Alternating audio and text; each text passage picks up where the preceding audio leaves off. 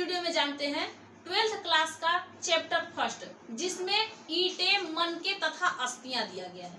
इसमें हड़प्पा सभ्यता के विषय में बताया गया है। अब हड़प्पा सभ्यता को हम लोग को पढ़ना है। हड़प्पा सभ्यता यानी सिंधु सभ्यता, सिंधु सभ्यता यानी हड़प्पा सभ्यता। अब एक बात बताइए, सिंधु सभ्यता को हम हड़प्पा सभ्यता क्यों कहते हैं और हड़प्पा सभ्यता को हम लोग सिंधु सभ्यता क्यों कहते हैं? इसका ये चीज आप लोग को समझना होगा। जैसे मान लीजिए कि सिंधु एक नदी है। सिंधु क्या है? नदी है, जो तिब्बत के मानसरोवर से निकलती हुई आती है। तिब्बत के मानसरोवर से एक सिंधु नदी निकलती है।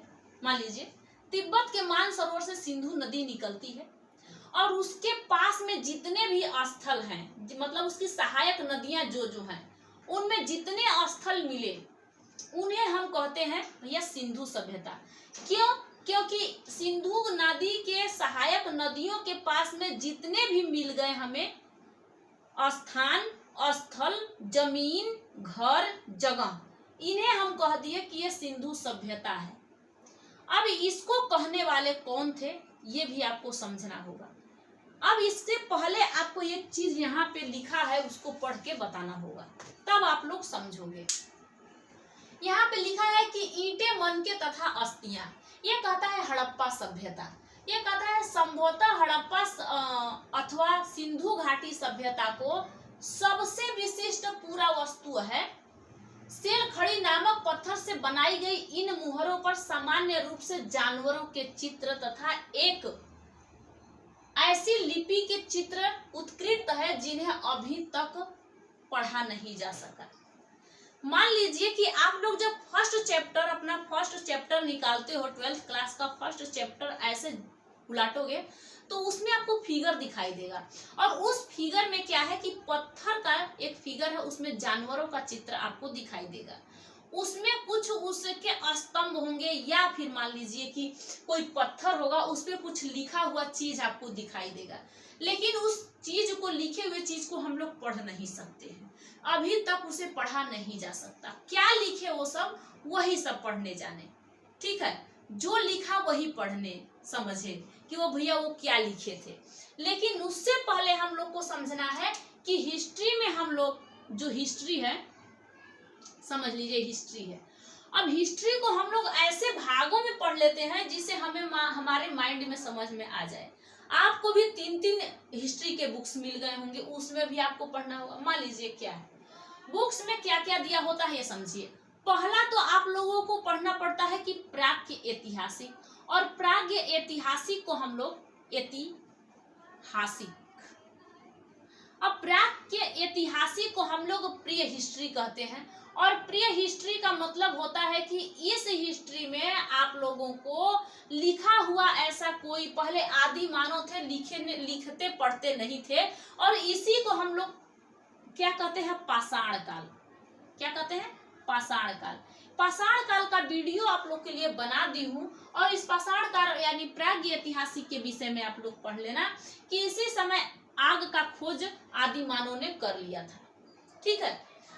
देखो, मेसोपोटामिया की सभ्यता भी है, चीन की सभ्यता भी है, आप सिंधु सभ्यता भी पढ़ते हो। लेकिन हम लोग पहले सिंधु सभ्यता इसलिए पढ़ते हैं कि अपने भारत में जो सिंधु सभ्यता के कुछ मिले हुए हैं, जो जगह स्थल, इसके बारे में जानते हैं। फिर तो हम चलेंगे मेसोपोटामिया की सभ्यता, इराक, ईरान, सब जगह घूमेंगे। चीन का सभ्यता देखेंगे, पीली नदी तक पर कहाँ है, तो सारे चीज देखेंगे। फिलहाल में आप लोगों को ये समझना है। अब इसमें आप लोगों को कहता है कि भैया यहाँ पे कुछ लिखे हुए चित्र मिले, तो ये किसमें मिले ये भी समझिए। अब एक चीज समझिए, अब इसे जो कहते हैं हम लोग, इसके जनक कहते हैं हेरोडोटस को। हेरोडोटस को, ये है हिस्ट्री के जनक। लेकिन यहीं पे कहेगा कि प्री हिस्ट्री के जनक कौन है, तो कहना ब्रूस फूट है। ब्रूस फूट कौन है? ब्रूस फूट, जो पाषाण काल के हैं। लेकिन यहीं पे आप लोग को दूसरा में पढ़ना होगा कि दूसरा क्या है, इसे आधे ऐतिहासिक कहते हैं। आधे ऐतिहासिक को ही हम लोग सिंधु सभ्यता कहते हैं। आधे ऐतिहासिक को हम लोग सिंधु सभ्यता कहते हैं, और इसी को हम प्रोटो हिस्ट्री भी कहते हैं। प्रोटो हिस्ट्री भी कहते हैं, समझ में आया? हम लोग क्या कहते हैं, आधे ऐतिहासिक को ही हम प्रोटो हिस्ट्री कहते हैं, इसी को ही हम सिंधु सभ्यता कहते हैं। अब इसका अगर पूछेगा आपसे कि सिंधु सभ्यता के खोजकर्ता कौन है, तो इसे कहना कि जॉन मार्शल है। कौन है भैया? John Marshall. जॉन मार्शल ने इस सिंधु आधे ऐतिहासिक का खोज, सिंधु सभ्यता का खोज जॉन मार्शल ने किया था। अगर आप लोगों को बेसिक नॉलेज रहेगा जब ही आप लोग का पकड़ आगे होगा। अब यहीं पे कहता है कि सिंधु सभ्यता के जो इंसान थे, जो मानव थे, उन्होंने ऐसा कुछ चीज लिखा, लेकिन जो उनका लिखा हुआ था वही पढ़ सकते थे, हम लोग पढ़ नहीं सकते, ऐसे उन्होंने कहा था। आज भी आपको बुक्स में फिगर मिलेंगे तो उसमें आप लोग देखोगे कि भैया ये सिंधु सभ्यता का लिखा हुआ, ये हम नहीं पढ़ सकते। जिस तरीके से डॉक्टर की राइटिंग पहचानने में आप लोग को प्रॉब्लम होती है, इसी तरीके से सिंधु सभ्यता की कुछ राइटिंग है जो आप लोग को पहचानने में दिक्कत होगी। डॉक्टर की राइटिंग एक मेडिकल वाला ही पहचान सकता है, हम आप नहीं पहचान सकते हैं। इसी तरीके से इसका वही लोग पहचान सकते थे। ये सिंधु सभ्यता का समाप्ति हो गया क्योंकि वो बाढ़ के चक्कर में वहां पे लोगों को मृत्यु हो गया भैया, मतलब बाढ़ से लोग दह गए और खत्म हो गए। जो वहां से कुछ चीज, जो वस्तुएं मिली, जो चीज मिली है, उनसे हम पहचानते हैं, और उसी चीज को हम लोग कहते हैं कि भैया ये सिंधु नदी है, और सिंधु नदी के पास में कुछ जो जमीन मिला है, इसलिए हम उसका नाम पकड़ते गए, सिंधु सभ्यता बताते गए। तो पहली बार जो खुदाई हुई थी ना, उस खुदाई हुआ था हड़प्पा सभ्यता की। तो इसलिए कहते हैं ना कि अगर कोई एक बेटा अगर पहला जन्म ले लेता है तो उस बेटे के नाम से उस बाप को पहचाना जाता है, या बाप के नाम से बेटे, बेटे के नाम से बाप। लेकिन कहा जाता है क्या कि टिंकुआ के पापा, चिंटुआ के पापा, पिंटुआ, जो बड़े हैं उनका नाम ले लिया जाता है। इसी तरीके से कहा गया। अब उनका डायरेक्ट तो नाम लेके नहीं बुलाया जाएगा। अब हम लोगों ने इसे सिंधु सभ्यता का नाम हटा के हमने कहना स्टार्ट कर दिया हड़प्पा सभ्यता। हड़प्पा सभ्यता या सिंधु सभ्यता, दो चीज कहते हो, हड़प्पा सभ्यता या सिंधु सभ्यता। अब इसमें आपका माइंड जोर, आप अपने माइंड पे जोर डालना। दूसरे में आपने आधे ऐतिहासिक यानी प्रोटो हिस्ट्री के बारे में देख लिया। तीसरे में आपने देख लिया कि हिस्ट्री के बारे में, क्या चीज के बारे में, हिस्ट्री के बारे में, यानी ये इतिहास के बारे में आप लोग इतिहास के बारे में समझते हो, जो इतिहास आप लोग के साथ हो चुका है। आप लोग को जो इतिहास के बारे में आप अभी तक चलते आ रहे हो पढ़ते हुए, वो चीज आपका है। इसके खोजकर्ता हेरोडोटस हैं। तो आपसे अगर पूछेगा आधे ऐतिहासिक को क्या कहते हैं भैया, सिंधु सभ्यता कहते हैं। सिंधु सभ्यता को आधे ऐतिहासिक कहते हैं। इसके जनक जॉन मार्शल हैं और हिस्ट्री के जनक हैं हेरोडोटस। हिस्ट्री के जनक हेरोडोटस। अगर आपसे अब तो इतना समझ लिए, प्री हिस्ट्री में लिखा हुआ चीज नहीं मिला था, आधे ऐतिहासिक में प्रोटो हिस्ट्री में लिखा हुआ था लेकिन पढ़ा नहीं गया। लेकिन हम लोग इतिहास में लिखते भी हैं, पढ़ते भी हैं। क्या करते हैं, लिखते भी हैं, पढ़ते भी हैं। इसके बाद हम आगे चलते हैं, क्योंकि ये थोड़ा सा इसमें था, इसको बताने में बता दी। अब इसके बाद यहाँ पे चलो, ये क्या है, पढ़ा नहीं जा सका, फिर भी हमें इस क्षेत्र में उस समय बसे लोगों के जीवन के विषय में, उनके द्वारा पीछे छोड़ी गई पूरा वस्तुओं जैसी उनके आवास, मृदा भांड, आभूषण, औजारों तथा मुहरों, दूसरे शब्दों में पूरा तात्विक साक्ष्यों के माध्यम से बहुत जानकारी मिली है। अब हम देखेंगे कि हम हड़प्पा सभ्यता के विषय में क्या और कैसे जानते हैं। समझ में आया? उन्होंने क्या कहा कि भैया जब वो लोग खत्म हुए, चले गए, कि हजारों साल की बात है, 500-550 साल की बात है, कि भैया जब खत्म हो गए, चले गए, तो उनके क्या बचा हुआ अस्थियां, उनके कुछ पूरा तत्व क्या क्या बचा हुआ, पूरा तात्विक सब कुछ हम समझते हैं, वस्तु क्या क्या बचाए थे सॉरी। तो जो उन्होंने बचाया था उसके बारे में हम समझ लेते हैं। और सिंधु सभ्यता को आप लोग जान गए। आप लोग को यह भी पता हो गया कि सिंधु नदी जब निकली थी मानसरोवर से, तिब्बत के मानसरोवर, मान लीजिए यहाँ पे भारत की साइड तिब्बत है, इस साइड चीन है, इस तिब्बत से निकली जो नदी है, इससे कहते हैं सिंधु नदी। निकलते हुए आई यहाँ और आके अरब सागर में गिरा देती है, पाकिस्तान होते हुए, जम्मू कश्मीर होते हुए पाकिस्तान में आके अपनी पानी गिरा देती है। इसकी कुछ सहायक नदियां हैं जो हर एक राज्य में फैली हुई हैं, और वहां जो जो फैली हुई है उसके बारे में आप लोग समझो। इस हम सिंधु सभ्यता का आकार अगर पूछता है आप लोगों से तो कहना कि ये इसका आकार है त्रिकोणाकार। इसका आकार कैसा भैया? त्रिकोणाकार। अगर आपसे पूछता है कि सबसे ऊपर वाला इसका जो स्थान मिला था उस स्थान के बारे में बताना, तो इसका कहना कि ये मांडा है। क्या है? मांडा। इसके पूर्व साइड में आलमगीरपुर है, आलमगीरपुर। इसके बाद यहां अगर पूछता है कि इसके नीचे वाला साइड में कौन सा है? दायमाबाद, दायमाबाद। फिर अगर पूछता है कि इसके पश्चिम साइड में जाओगे तो सुतका गेंडोर, सुतका गेंडोर। आपको ये तो बहुत दूर तक हम चले गए, लेकिन आपको बताने के लिए सिर्फ बता रही हूँ कि इसका आंकड़ा आप लोग लगा सकते हो। मान लीजिए कि मैं कहूँ कि सिंधु सभ्यता का यहाँ से लेके यहाँ तक पूरा इसका एरिया कितना है, तो एरिया अगर मैं पूछती हूँ तो एरिया बता देना कि 13 लाख स्क्वायर किलोमीटर है। 13 लाख। ऐसे तो बहुत लोग कहते हैं 12,99,600, लेकिन अब 600, 12,99,000 सब क्या, इससे अच्छा आप क्या कह सकते हो भैया कि आपका 13 लाख कहो डायरेक्ट। ठीक है। अब यहीं पे यहाँ पे है सिंधु सभ्यता की एक नदी जिसका नाम है चिनाब। तो मांडा किस नदी के किनारे? चिनाब नदी के किनारे। ठीक है। आलमगीरपुर किस नदी के किनारे? तो हिंडन नदी के किनारे। दैमाबाद किस नदी के किनारे? प्रावरा नदी के किनारे। सुतका गेंडोर किस नदी के किनारे? दास्क नदी के किनारे। तब तो ये आप समझ लिए। लेकिन जो इसका आंकड़ा लगाया था, एरिया का जो आंकड़ा लगाया था, इसका नाम क्या था?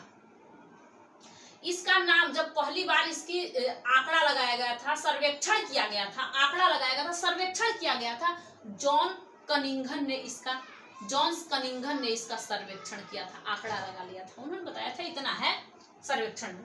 ठीक है। सिंधु सभ्यता बताओ कैसी थी? शहरी थी या देहाती थी? तो सिंधु सभ्यता शहरी एरिया थी। सिंधु सभ्यता कैसा था? शहरी। क्वेश्चन लिखते जाना। सिंधु सभ्यता शहरी था। सबसे पहले इसकी जानकारी किसने दिया था कि सिंधु सभ्यता है? भैया सिंधु सभ्यता की जानकारी देने वाले चार्ल्स मैसन थे। इन्होंने जानकारी दिया कि यहाँ से यहाँ जो निकला हुआ पानी है सिंधु नदी की, इसे हम सिंधु सभ्यता कहते हैं। अब इसमें जितने भी मोहनजोदड़ो, हड़प्पा, रोपड़, कालीबंगा, मतलब जितने भी मिले हैं यहाँ पे मिले हुए हैं, जितने भी मिले हैं यहाँ पे मिले हैं। ठीक है। अब आप लोगों को इस तरीके से समझ कि इतने के अंदर ही हमें पढ़ना है कि हमारा हड़प्पा कहाँ है, मोहनजोदड़ो कहाँ है, रोपड़ कहाँ है। ज्यादातर स्थल गुजरात में मिला हुआ है, लेकिन मैंने यहाँ से खींच दिया है। आपको इस तरीके से यहाँ तक खींचना होगा और कहना होगा कि ये त्रिकोणाकार है, जो कि ज्यादातर स्थान गुजरात में मिला हुआ है। ठीक है। अब इसके बाद में आप लोग एक चीज समझ जाना, हमारे भारत को पहले नाम से सिंधु नाम से जाना जाता था। कैसे? सिंधु सभ्यता के कारण भारत का पुराना नाम जो था सिंधु था, जिसे यूनानियों ने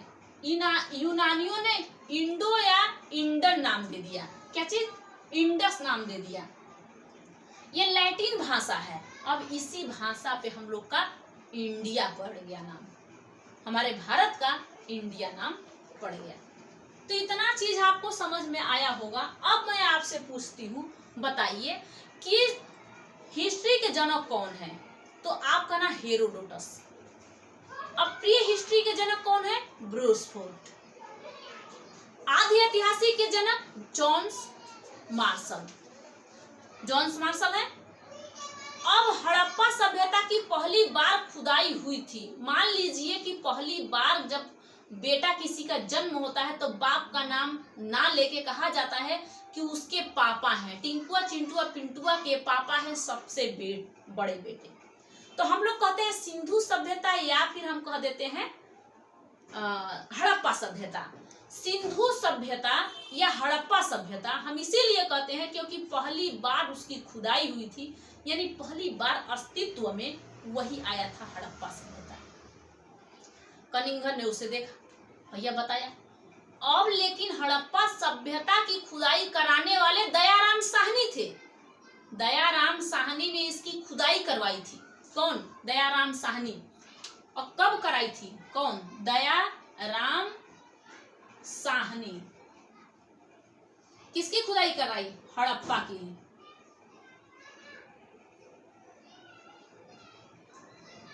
हड़प्पा की खुदाई दयाराम साहनी ने कराई थी। कब कराई? 1921 में। बहुत ध्यान समझना। हड़प्पा सभ्यता कहाँ है? तो पाकिस्तान में। पाकिस्तान, अपने पड़ोसी देश में, पाकिस्तान में है। किस नदी के किनारे है? रावी। ये सिंधु नदी की सहायक नदियां हैं रावी,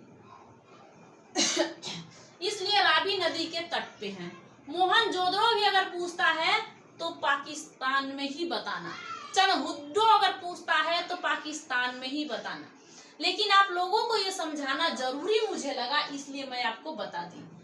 अब बताइए सिंधु सभ्यता का आकार कैसा है? ये त्रिकोणा आकार का है। त्रिकोणाकार आप लोग वहां देख रहे हो ना, त्रिकोणाकार। ये चिनाब से लेके हिंडन नदी, प्रावरा नदी और दास्क नदी के पास मांडा से आलमगीरपुर, दैमाबाद, सुतका, गेंडोर, इतने ही चारों एरिया में इसको तीनों साइड में घेरे हुए हैं। और इसके बीच में जो जो शहर मिला हुआ है उसी को हम लोग कहते हैं। मान लीजिए कि यहाँ पे है अपना, यहाँ पे हड़प्पा है यहाँ पे हड़प्पा की खुदाई हो गई, यहाँ पे मोहनजोदड़ो, यहाँ पे चनहुड्डो, इस तरीके से इसकी खुदाई हो गई है। तो हम लोग इसको समझ लेंगे। तो आप लोग को समझ में आया कि नहीं आया? आपको समझ में आया? अब देखिए, अब आप बताइए, अब बताइए आप क्या इसकी एरिया का मतलब एरिया का आंकड़ा लगाने वाले जो कनिंघन थे, इन्होंने कितना लगाया था? उसका कितना था? 13 लाख था ना स्क्वायर किलोमीटर वर्ग में उसका। ये उसका लगाओ। और उसके बाद ये शहरी एरिया था सिंधु हड़प्पा सभ्यता। अब आपको बताई हूँ कि खेती हो गया था नवपाषाण में, प्री हिस्ट्री में, यानी पाषाण काल में ही प्री हिस्ट्री में खेती हो गया था। लेकिन क्या अब उस खेती के साक्ष्य इन सभ्यताओं में मिलेंगे कि नहीं? मिलेंगे, क्योंकि सबसे पुराना तो प्री हिस्ट्री था। उसके बाद हम आधे ऐतिहासिक में घुसे हुए हैं, मतलब सिंधु सभ्यता में घुसे हुए हैं। वहां पे हुआ तो यहाँ पे क्यों नहीं होगा? पहिए का खोज हुआ था, लकड़ी के पहिए का खोज हो गया था प्री हिस्ट्री में, लेकिन आधे ऐतिहासिक में हो गया था। किसका? भैया वही तो चीज यहाँ भी काम करेगा। इसके बाद समझना। अब देखो यहाँ पे, अब मान लीजिए कि सिंधु सभ्यता है। सिंधु सभ्यता कितने हैं? इसके अंदर जितने भी शहर मिल गए, तो जो हड़प्पा सभ्यता मिला, जो हड़प्पा सभ्यता मिला, क्या इस हड़प्पा सभ्यता में इनमें क्या क्या चीज मिला? तो इनमें क्या मिला? स्नानागार। स्नानागार, स्नानागार का मतलब क्या होता है भैया? एक खूब बढ़िया स्विमिंग पूल मिला जिसमें बच्चे स्नान करें, औरतें स्नान करें, आदमी स्नान करें। इस तरीके से सीढ़ी बनाया हुआ, उतरते जाओ, चढ़ते जाओ, यहाँ पे घुस जाओ और आके आराम से स्नान करो। स्नान करके तैरते हुए फिर अपना खूब आराम से, यहाँ छोटका छोटकी खूब नाचते हुए जाएंगे। यहाँ पे छुटकी छोटका दोनों आपस में देख रहे हैं। भैया इनका ध्यान भी इधर साइड में है आपस में, तो ध्यान अपना भटका दिया, इस साइड ले जा। दोनों देख रहे हैं और दोनों नहा रहे हैं। यहाँ पे अन्नागार मिला था, बहुत बड़ा अनाजों का घर मिला था, बहुत बड़ा अनाजों का घर मिला था। तो हड़प्पा सभ्यता में ऐसा क्या चीज नहीं मिला? वहां पे हल, भैया खेती करता हुआ, मतलब जोता हुआ।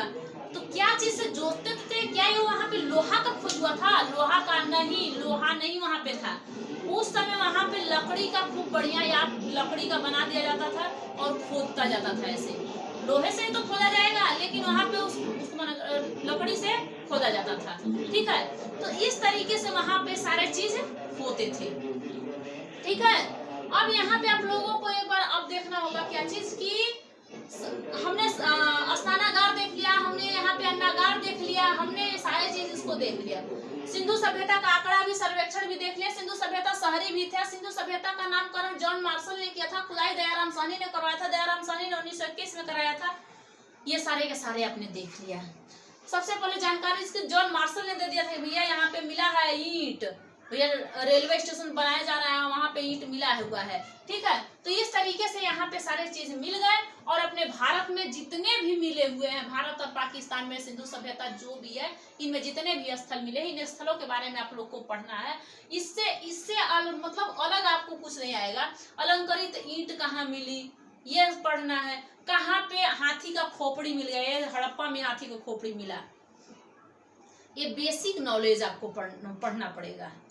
ठीक है, अब आपको लिखा, अगर मैं कहूँ कि मैं सारे बोर्ड को लिख के भर दूं और लिख के भरने के बाद आपको बताऊं कि हाँ सब मतलब बता दूं कि हड़प्पा सभ्यता सिंधु घाटी सभ्यता को सबसे विशिष्ट पूरा वस्तु है सेलखड़िया नामक पत्थर से बनाई गई, कुछ भी ऐसे से पढ़ते जाओ पढ़ते जाओ पढ़ते जाओ, उतना तो आप भी पढ़ सकते हो। आप भी अपना किताब उठाओ पढ़ते जाओ, लेकिन पढ़ना नहीं है, समझना है। समझने में ही सारा समय आप अपना लगाओ। पढ़ना क्या है? क्या है? मैं पढ़ के बता दूं आप लोगों से, आप समझाओ ना तो समझाना पड़ता है। इसमें बच्चों को समझ में आता है। क्या हमने बता दिया त्रिकोणाकार का क्या है? सिंधु सभ्यता है। यहाँ पे अनाज मिले हैं, यहाँ पे अन्नागार, यहाँ पे स्नानागार, यहाँ पे मतलब कि कांसे की मूर्ति मिली थी, सब कुछ मिला है। यहाँ पे हाथी की खोपड़ी, वहाँ यहाँ के लोग पहनते थे आभूषण, खूब बढ़िया बढ़िया गहना होना, गहना जानते हो ना, गहना पहनना। अब हड्डी के पहनते थे, क्योंकि जब मध्य पाषाण में हड्डियों का औजार बनाया जाता था, हड्डियों का गहना भी बनाया जाता था, अंत्योष्टि भी होता था। ये प्रिय हिस्ट्री के मध्य पाषाण की बात है। उसमें आपको मध्य पाषाण वाला वीडियो बना के दे चुकी हूँ, आप लोग देखोगे तब ना समझ में आएगा। इतना तो मैं मेहनत करती हूँ और आप लोग मेहनत ही नहीं करते हो, देखने में पता ना क्या जाता है आप लोगों का, उसमें आपको समझने को मिलेगा। इस तरह से समझते रहो तो इस तरीके से आप लोग को समझ में आया कि नहीं? समझ में मुझे लग रहा है कि आ गया। ईंटें मनके तथा अस्थियां समझ में आ गया होगा आपको। ईंटें भैया ईंटें मिले थे, वहां पे ईंट बना हुआ था, पकी ईंट था। अरे भैया सारा शहरी काम होता था। वहां पे नाले मिले थे, खूब आराम से नाला, ढका हुआ नाला मिलेगा। पानी निकालो अच्छे से, ढक दो इसको, इस नाले को ढक दो, इस नाले को ढक दो, ढका हुआ नाला मिलेगा पत्थरों से, ये नहीं कहतू से, तो पत्थरों से। पहिया का खोज हो गया था प्रिय हिस्ट्री में। प्रिय हिस्ट्री में पहिए का खोज, प्रिय हिस्ट्री के मध्य पाषाण में पहिए का खोज हो गया था। नव पाषाण में अनाज आवास, यहाँ भी इनको आवास देखो, यहाँ पे क्या कर रहा है, यहाँ पे क्या है, पुरातात्विक में उनका आवास भी था भैया, बड़ा बड़ा घर भी था बना हुआ, आवास भी था। मृद भांडा था वहां पे, आभूषण था वहां पे, औजार था, मुहरे थी, सेल खड़िया का बना हुआ मुहर था, सेल खड़िया का बना हुआ मुहर था। व्यापारिक शहर था ना ये शहर व्यापारिक था। मान लो कि सिंधु सभ्यता ही व्यापारिक शहर था। अब इसमें लोथल बताऊंगी तो व्यापारिक शहर माना जाएगा।